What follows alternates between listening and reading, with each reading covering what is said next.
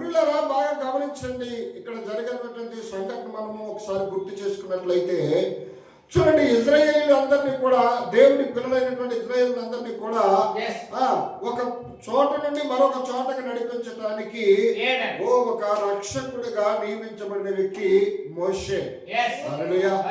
ఇప్పుడు ఐగుప్తు దాస్యంలో నుంచి, ఐగుప్తు బానిసత్వంలో నుంచి వీళ్ళందరినీ కూడా ఎక్కడ తీసుకెళ్ళాలి? ఇప్పుడు కానాను అనే యాత్రకు తీసుకెళ్ళాలి.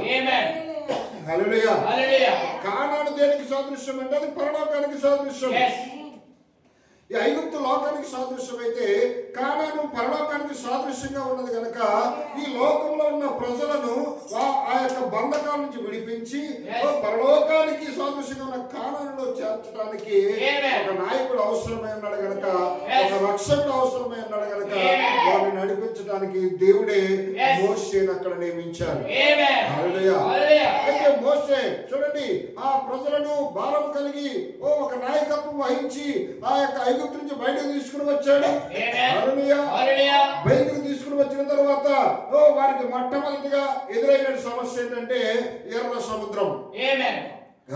ఆ ఎర్ర సముద్రం అడ్డుగా వచ్చినప్పుడు దేవుని యొక్క మహాకృపను బట్టి దేవుడే తన ప్రజల పక్షంగా అక్కడ కార్యం చేయవలసి ఉన్నాడు కనుక ఆ యొక్క ఎర్ర సముద్రం రెండు పాయలుగా చేసి తన ప్రజలందరూ దాటిపోవడానికి మార్గాన్ని చూపించారు.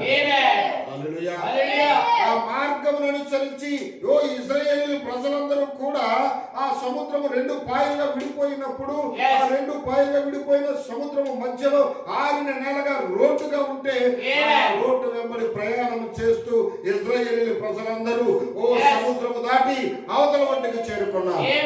హల్లెలూయా. హల్లెలూయా. అయితే పిల్లలు అక్కడ జరిగిన విషయం ఏంటంటే ఈ సముద్రంలో ప్రయాణం చేస్తూ వెళ్ళిపోతున్నప్పుడు ఇదిగో ఇదే ప్రజలను తరుముకుంటూ వస్తున్నటువంటి ఆ ఫరో సైన్యం అంతటిని కూడా దేవుడు ఏం చేశాడంటే అదే సముద్రంలో ముంచి చంపేశాడు. హల్లెలూయా. అంటే నీ పక్షంగా యుద్ధం చేయవాడెవరు? దేవుడే.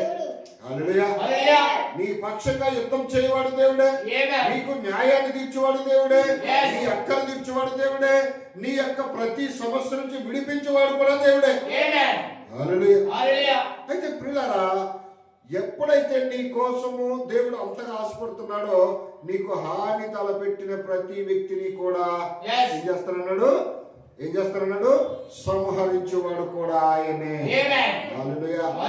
హల్లెలూయా.